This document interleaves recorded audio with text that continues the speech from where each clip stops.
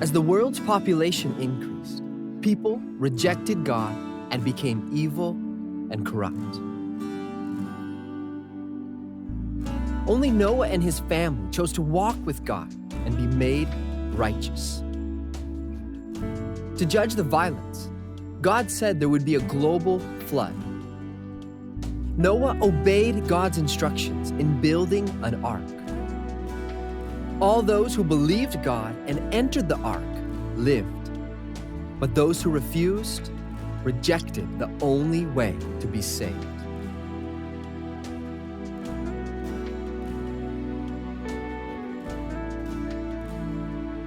Years later, God chose Abraham to go to the land of Canaan and become the father of a great nation.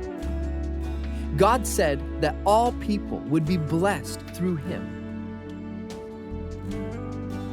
Even though his wife Sarah was barren and both of them elderly, the Lord miraculously gave them their son, Isaac.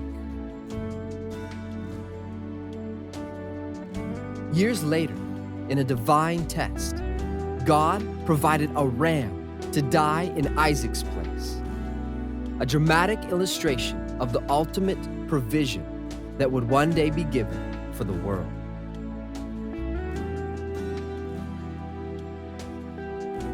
As the years went by, Abraham's son Isaac had a son named Jacob. As an adult, God gave Jacob a new name and called him Israel. Israel had 12 sons. And the families of these 12 sons grew into what became known as the 12 tribes of Israel. But when a famine ravaged the land of Canaan, they went to live in Egypt. There, the children of Israel lived as strangers in a country that was not their own. The ruling Pharaoh of Egypt feared that the Israelites might become too numerous and too powerful, so Egypt enslaved them.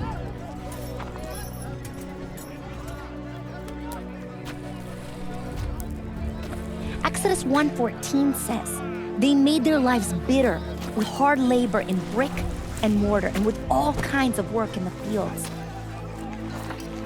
In all their hard labor, the Egyptians used them ruthlessly." And in order to control the Israelite population, Pharaoh gave this order to all his people: "Every boy that is born you must throw into the Nile, but let every girl live."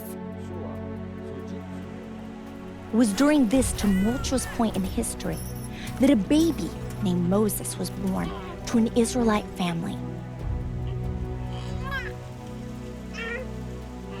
By faith, his parents dared to defy the king's edict and hid the baby for 3 months. When she could hide him no longer, she got a papyrus basket for him and coated it with tar and pitch. Then, she placed the child in it and put it among the reeds along the bank of the Nile.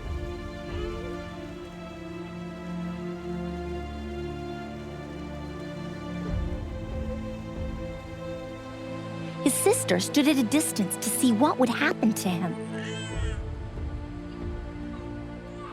Then, Pharaoh's daughter went down to the Nile to bathe. She saw the basket among the reeds and sent her slave girl to get it. She opened it and saw the baby. He was crying, and she felt sorry for him. "This is one of the Hebrew babies," she said. Then his sister asked Pharaoh's daughter, "Shall I go and get one of the Hebrew women to nurse the baby for you?" "Yes, go," she answered. And the girl went and got the baby's mother. Pharaoh's daughter said to her, "Take this baby and nurse him for me, and I will pay you." So the woman took the baby and nursed him. When the child grew older, she took him to Pharaoh's daughter, and he became her son. Egypt was a world power in that day. But as a nation, they had rejected the one true God. They had exchanged the truth of God for a lie. And they worshiped and served created things instead of the Creator. And historians and archaeologists have carefully documented the Egyptian culture and way of life, giving us more background information to the events that take place in the following passages. You see, the Egyptians didn't worship God, who created the Nile River. They worshiped the river itself and even offered a national sacrifice of a boy or a girl each year to appease Happy, the Nile god. And they had a host of other false gods. Among them was Heket, the frog-headed goddess of life and birth. There was Hathor, the cow goddess, Shu, the god of the sky, and the sun god, Ammon-Re, chief of the Egyptian gods. Egypt had strayed so far from the truth that even Egypt's ruler, the Pharaoh, had declared himself to be a god king.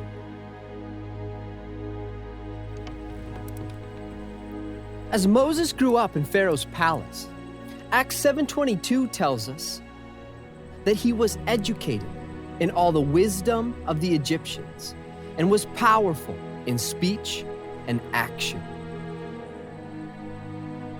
For Prince Moses, Egypt appeared to have everything: military might, influence, prestige, and power. But Moses knew that there was only one true God, the creator of the heavens and the earth. And this eternal God had promised to one day send a deliverer.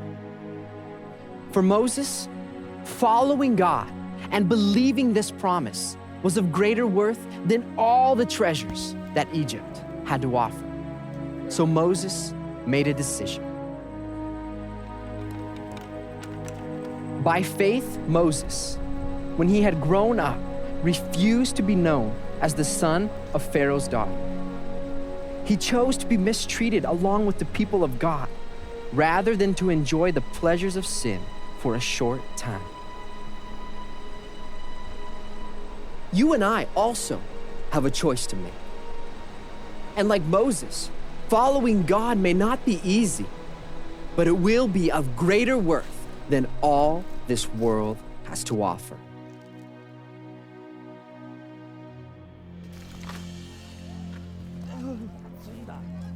Scripture tells us that one day, in an attempt to bring justice in his own strength, Moses killed an Egyptian.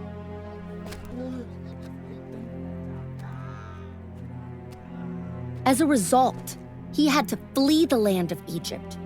For 40 years, he lived far off in the land of Midian. But God had not forgotten his promises to his people. And in God's perfect timing, one day, on Mount Sinai, God spoke to Moses from a burning bush. "The cry of the Israelites has reached me, and I have seen the way the Egyptians are oppressing me. So now go, I am sending you to Pharaoh to bring my people, the Israelites, out of Egypt." God assured Moses that he would be with him, giving him the courage to face the Pharaoh. For God would be the one to rescue his people and bring them out of Egypt to worship him on that very mountain. This is what you are to say to the Israelites: "I am has sent me to you." This would be the name by which his people would know him. For God is not the I was, nor the I will be. Rather, he is I am, eternal, unchanging, and all-powerful. It would not be easy, however, for Moses to face the Pharaoh and tell him that the Lord demanded the release of the slaves, Egypt's source of free labor. God allowed Aaron, Moses' brother, to go with him into Pharaoh's presence. When they confronted him, Pharaoh said, Who is the Lord that I should obey him and let Israel go? Pharaoh was insulted that the God his slaves worshipped was telling him what to do. So Pharaoh said, I do not know the Lord, and I will not let Israel go. In contempt and anger, Pharaoh then increased the toil of the slaves and made it even more bitter. But Pharaoh had mocked God by asking, Who is the Lord? His question was about to be answered by God himself. Aaron threw his staff down in front of Pharaoh and his officials, and it became a snake. How did Aaron's staff turn into a snake? By the power of God. But Pharaoh wasn't impressed. Pharaoh then summoned wise men and sorcerers, and the Egyptian magicians also did the same things by their secret arts.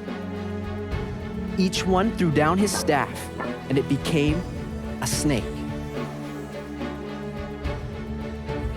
How did the sorcerer's staves turn into snakes?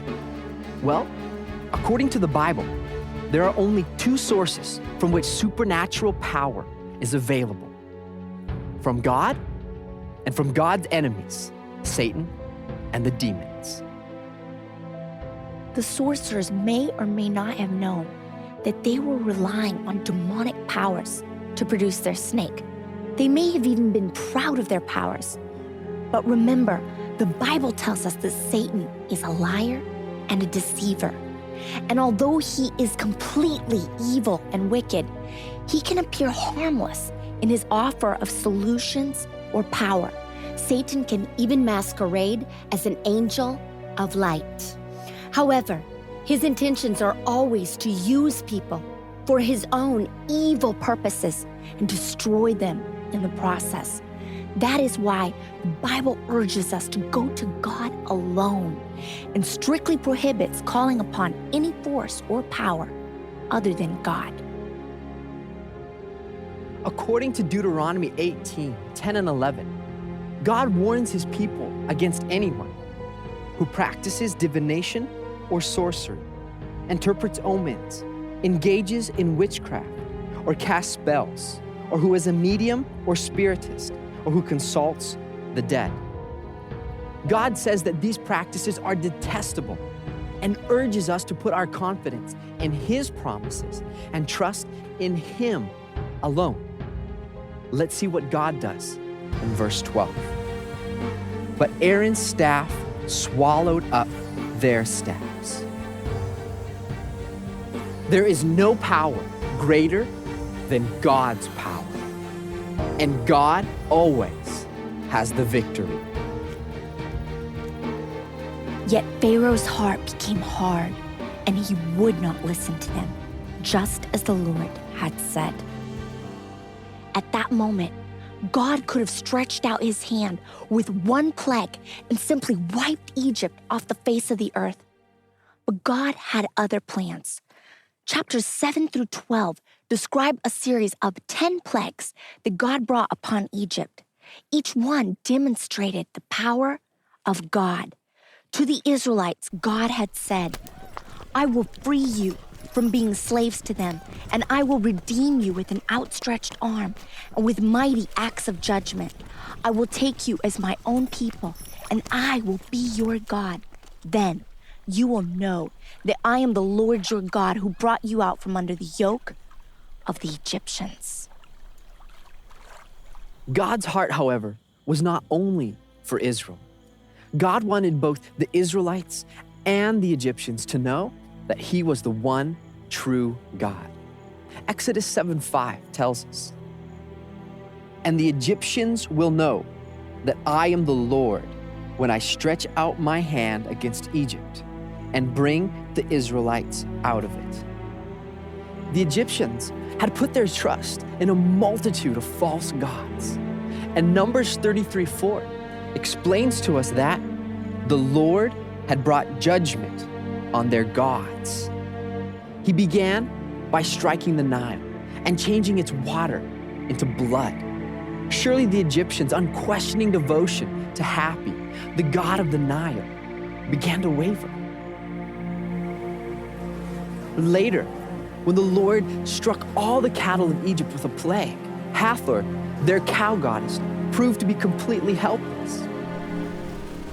When the Lord sent hail and lightning that caused massive destruction throughout Egypt, Shu, the god of the sky, did nothing. And Ammon-Ra, the sun god, showed himself to be completely powerless when for 3 days God set total darkness throughout the land of Egypt. Darkness so thick that it could be felt. An eerie display of the darkness within a human heart that had rejected the light of God's word. Each plague showed the Egyptians that the false gods in whom they trusted were completely incapable of saving them. Yet, the heart of the Pharaoh, who was himself considered a god king, remained hardened through them all. So, Moses said, "This is what the Lord says. About midnight, I will go throughout Egypt. Every firstborn son in Egypt will die. From the firstborn son of Pharaoh who sits on the throne to the firstborn son of the slave girl."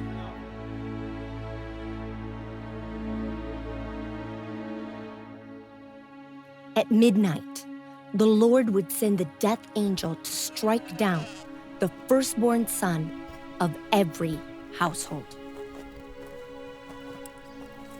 There was only one way to escape death.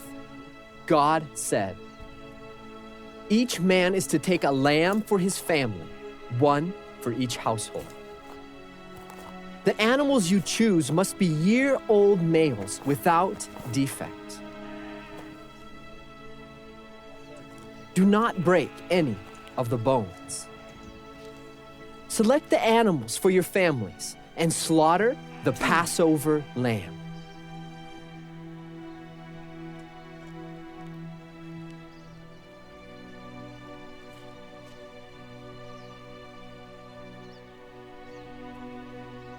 Take a bunch of hyssop, dip it into the blood in the basin, and put some of the blood on the top and on both sides of the doorframe. Not one of you shall go out of the door of his house until morning. When the Lord goes through the land to strike down the Egyptians, he will see the blood on the top and sides of the doorframe and will pass over that doorway. He will not permit the destroyer to enter in your houses and strike you down."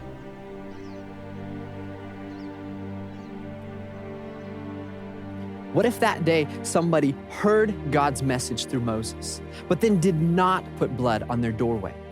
Would simply knowing the truth be enough to save them from death? No. Knowing God's message was not enough to save them. They had to also believe it and then apply the blood to their doorway.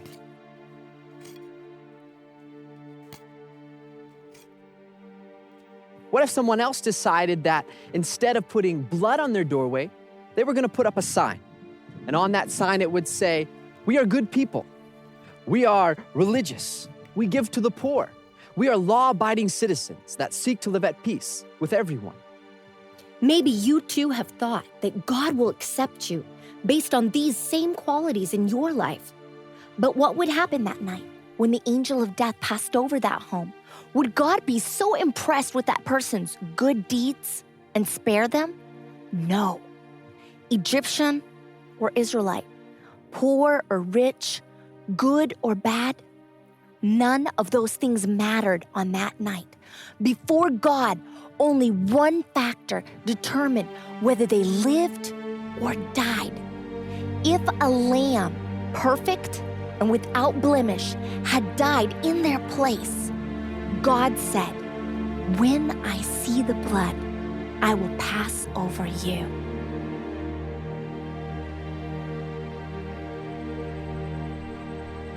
The Israelites did just what the Lord commanded Moses and Aaron. At midnight, the Lord struck down all the firstborn in Egypt, from the firstborn of Pharaoh, who sat on the throne, to the firstborn of the prisoner who was in the dungeon.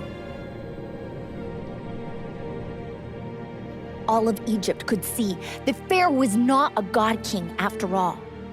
Tragically, by proudly refusing to listen to the one true God, Pharaoh lost his own son.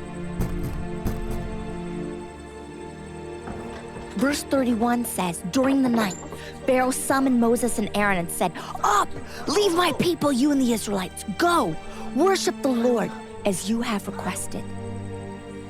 Each of the previous plagues had been an incredible display of the supernatural power of God.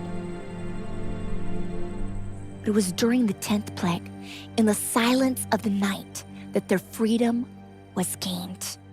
God's people would forever remember the events that led up to their deliverance: certain death, only one way to be saved, an innocent lamb dying so that they might live, no broken bones, shed blood, the power of the enemy broken, slaves set free. There were about 600,000 men on foot, besides women and children. But the Israelites were not the only ones who left Egypt that day. Verse 38 says, many other people went up with them. Just as God had planned, many of the Egyptians must have seen the futility of their false gods and chosen to believe the one true God, who is Lord of all the earth. But Pharaoh's heart was still hard, and in chapter 14, he said, "What have we done? We have let the Israelites go and have lost their services."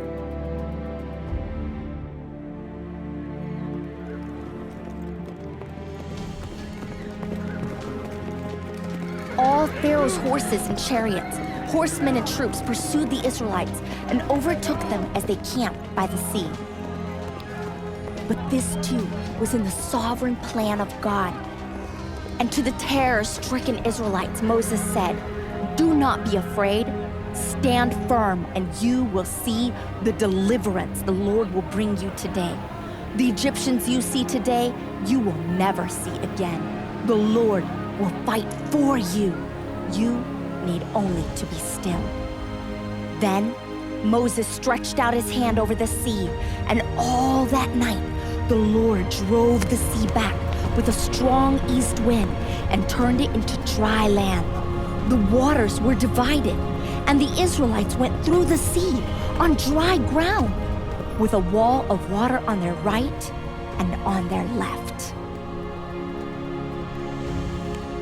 When the Egyptians saw that the Israelites were escaping, verse 23 says, all Pharaoh's horses and chariots and horsemen followed them into the sea.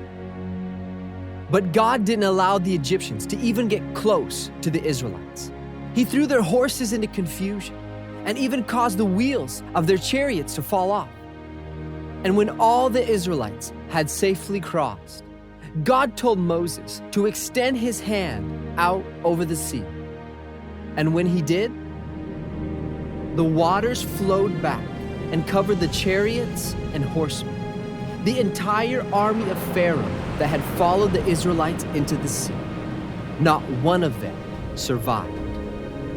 The Israelites had now been totally freed from the bondage to the Egyptians, never to be enslaved by them again. The Lord had fought for them and had given them total deliverance.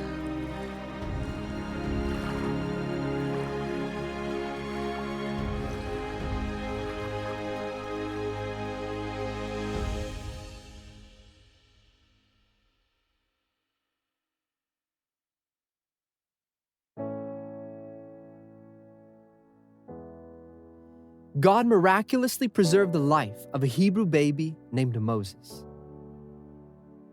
As an adult, he made a choice to follow the one true God. For Moses, this decision held possible suffering and loss. He realized, however, that Egypt's pleasures were temporary, but the reward of following God would be eternal. Perhaps you also face a similar decision.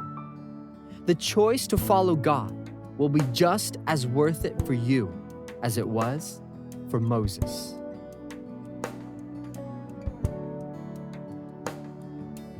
When Pharaoh refused to free the Israelite slaves, God demonstrated his power over the Egyptian gods in a series of supernatural events. When God turned Aaron's staff into a snake, Pharaoh's sorcerers also transformed their staffs into snakes. They did this by relying on the power of demons or false gods. God then sent 10 plagues on Egypt, each one showing that the false gods the Egyptians worshipped were completely incapable of saving them. Satan and the demons have always sought to entice people into invoking their power through sorcery, witchcraft, and divination. But God strictly prohibits this in His Word. When you need to turn to someone for help, remember that there is no power greater than the power of God. He loves you and wants you to rely on Him alone.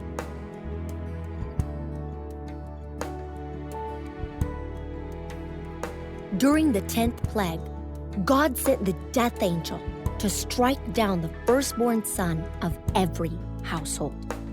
But He also provided a way for the son to be saved. God said that if they took a perfect lamb, killed it, and placed its blood on their doors, the firstborn son would not die during the plague.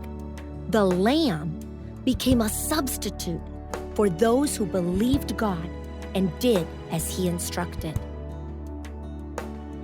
These dramatic events were pointing to the future, when God would provide a substitute who would shed His blood for you in order to give you eternal deliverance.